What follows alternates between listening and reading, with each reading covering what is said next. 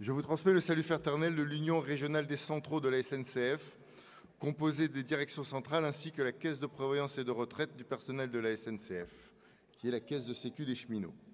Alors je vais commencer par cela, puisque c'est là où je travaille. Donc, en effet, la Caisse de prévoyance du personnel de prévoyance et de retraite du personnel de la SNCF et la Caisse de sécurité sociale historique des cheminots, au sein de laquelle j'ai quand même le plaisir de vous informer que nous avons remporté le secrétariat du CSE aux dernières élections professionnelles.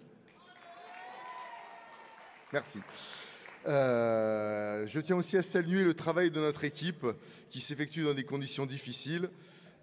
En effet, ceux qui sont comme moi, qui travaillent dans une caisse de sécurité sociale, nous avons une direction, nous devons nous battre contre une direction perfide, mais aussi contre un syndicat d'accompagnement dont je ne citerai pas le nom ici, mais c'est un sigle en 4 lettres. Je vous laisse deviner. Ça commence par un U.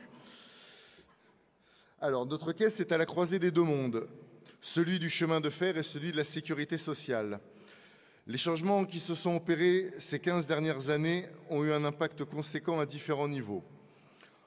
En 2008, l'autonomie de la CPRP, qui était jusque-là un établissement de la SNCF, était le point de départ de sa destruction, mais également une contribution non négligeable à la destruction de notre modèle de régime de protection sociale. Comme une cascade de dominos, la destruction de la SNCF a engendré des répercussions de grande ampleur, notamment sur notre régime spécial. Aujourd'hui, notre caisse connaît une nouvelle transformation néfaste.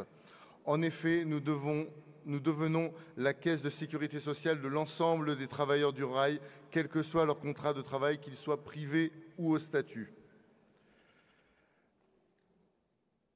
La direction de notre caisse a lancé des immersions à la CEPAM 13 afin de copier leur fonctionnement et leurs procédures. Je porte également à votre connaissance que notre caisse s'est mariée avec la MSA informatiquement depuis une dizaine d'années.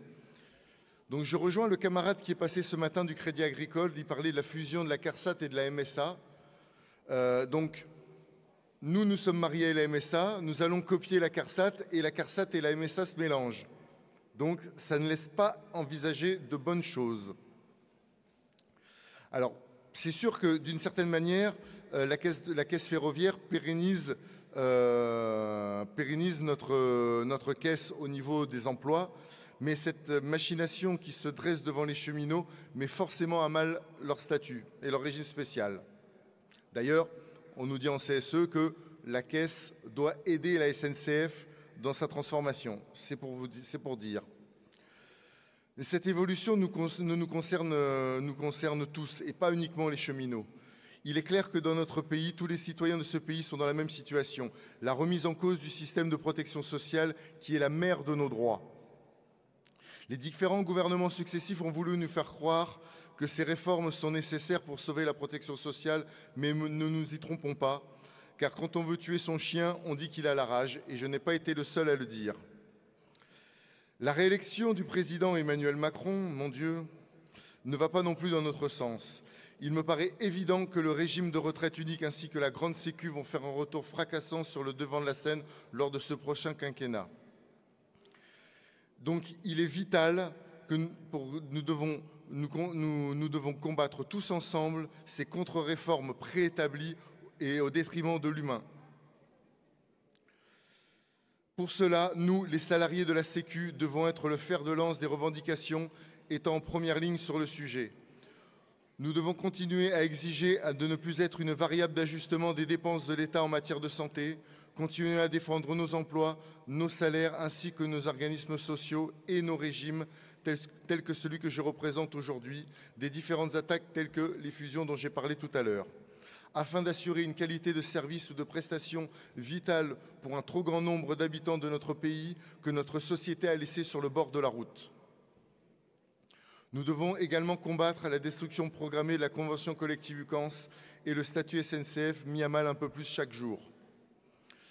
Je participerai donc à la résolution sur la protection sociale pour que l'un des axes de travail de notre Confédération soit la conservation de nos différents régimes et leur mode de financement. L'humain est au cœur de toutes les tourmentes. Ainsi, je suis également mandaté par les camarades de l'Union qui ont qui confirment cette réalité. En effet, la crise sanitaire a marqué un tournant dans l'organisation du travail. La SNCF ainsi que la majeure partie des entreprises de ce pays a réalisé que le travail était rentable. Sachant que l'immobilier est le deuxième poste de dépense après la masse salariale, les directions de la SNCF autorisent et même encouragent le télétravail de 2 à 3 jours par semaine et a instauré le flex office, bureau flexible non attribué. Dans le meilleur des cas, le ratio est de 7 bureaux pour 10 agents.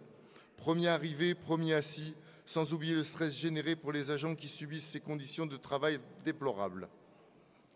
Cela induit que le travail syndical de terrain devient plus difficile avec ces nouveaux modes de travail et complique les rencontres avec les salariés.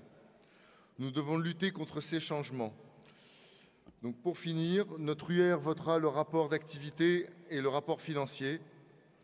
Je remercie la Fédération des cheminots, FO des cheminots de nous aider à être toujours sur le rail.